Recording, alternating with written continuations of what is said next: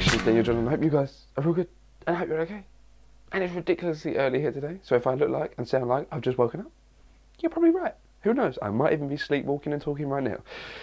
I'm going to try and keep the volume a little bit lower today, because I've got neighbours either side of my house, and I want to try and be a good neighbour, so I don't want to wake any of them up while it's like just 6:30 in the morning. So, without further ado, if you have got a question, then feel free to answer it in the comment section below, on the Facebook page, Twitter page, Instagram page, wherever you feel like, and I will answer it in the next Q&A video for you. I've got questions on the screen behind you, and I've also got questions on my phone. I've screenshotted some of them from when they come through in emails, and I've also got some on the Facebook page, so I'm going to read them off as we go along, so I'm not being a dick on my phone while I'm doing a video with you guys. So that is how we're rolling today. Now, before we start this video, let's have a sip of big black coffee. Have you got your big black coffee? If not, pause the video, go and get one. I'll wait for you right now. I'll wait for you right here. Go and get one, go on. It's cool. Oh, you're back. Well, let's get ready.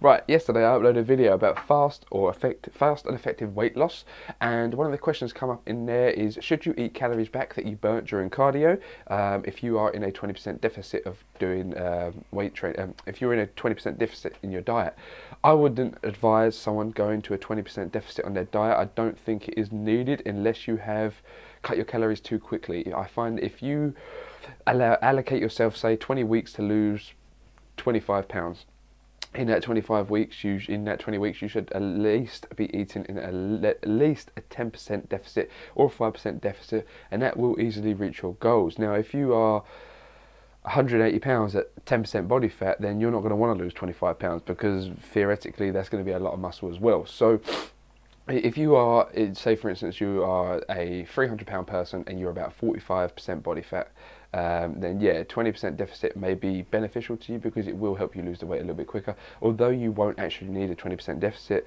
But if you are in a 20% deficit and you're doing, say, 600 to 800 calories burning just on extra on the treadmill or whatever it is a week, you may want to include some of those calories back into your diet. It is all about being smart. That's why I don't advise going into a 20% deficit. I would advise always to be in at least a 10% if you're cutting, and allocate yourself a decent amount of time frame. Because if you go into it too fast, too quick, you're going to end up plateauing, then you're going to have to up your calories and start again. Because the only way to lose more weight is cut your calories, and that's something you don't want to do, because it's going to become unhealthy for you, damage your metabolism. So that's why I don't advise it. Right, what is the best rep range for bigger abs? Well, I don't really believe in rep ranges I can't tell you guys go and do high reps, because it might not work for you. There again, I can't tell you to go and do weighted abs, because it might not work for you. So what I would say is experiment. Now, what I like to do is, for my abs, you guys may have seen my ab workout videos. I think I've uploaded 2 to this channel now, and once I lose at least another 10-15 pounds, once my abs are visible again, I will be doing another ab circuit, a couple of them, because I've got some good ones that I'm using at the moment. But it's not going to be like practice what you preach, you know, a fat kid showing you how to do ab workouts. So first of all, my ab workouts consist of 3 movements, and I superset them. That's what I do. I do lying floor crunches, lying leg raises, and then I do ball twists, where I get a ball and go side to side. Now, at the moment, because I'm fat, that's perfect for me. I don't want to do nothing too strenuous. I'll probably end up having a heart attack, my fat ass. So that is pretty much my ab workout at the moment. I do 20 reps, 20 reps, 20 reps, rest for a minute, 20 reps, 20 reps, 20 reps, rest for a minute, 20 reps, 3 times. That's all I repeat the process, and I find that works for me. Always remember, you want to try and keep your lower back on the floor, and all you're doing is bringing your shoulders away from you towards your knees. So all you're doing is just crunching. So when you are doing a crunch, a lot of people do a sit-up where they go right forward like this. That's not what you want to achieve. You want to come forward and just bring your shoulders off the ground, and you'll feel your abs contracting anyway, and it will be a tight pain. So next question. What would like to see about oh no, that's not a question. Sorry, I've screenshotted the wrong thing. Who've got a really weird question? This guy, I like him because he always posts the strangest questions. Dan, would you rather be a midget with an ass for a face, or a really tall person with a penis on his face? I'd rather be a tall person with a penis on my face, because I could fuck the world. So, without further ado, those are the ones that I quickly screenshotted from yesterday. So I'll take you guys over to the Facebook page now, which is in the description if you guys want to go and check that out. I have read in some detail both arguments against while needing fibre in your diet. What is your opinion? So fibre in your diet, yes, you do need fibre in your diet. Do you need a lot? No, you don't need a lot. Is it hard to get fibre in your diet? It is and it isn't. It depends what your daily calorie. It depends what you're actually eating throughout the day. If you're in, say for instance, you're consuming a cereal for breakfast. Maybe you're consuming 50 to 100 grams of cereal. Best part of it, if it's a wheat cereal or something like that, then you are consuming at least about 5 to 8 grams of fibre within that.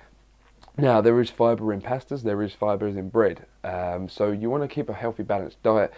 Now, general rule of thumb, if you don't want to get too much into the science of it, then try and consume about 10 grams for every 1,000 calories you're consuming. So say you're consuming 2,000 calories a day, try and get 20 grams of fibre within your diet. Going too high over your fibre requirement, say you're eating 50 to 60, maybe 80 grams a day, you will probably start being bloated, maybe getting belly cramps and things like that. So that is something you want to try and avoid at all costs.